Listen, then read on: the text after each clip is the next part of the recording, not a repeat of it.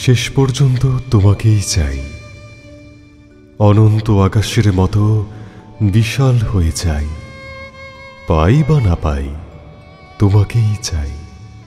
কথা দিলাম, পেলে হব সংসারী, না পেলে আমৃত্যু পাখি হয়ে যাব।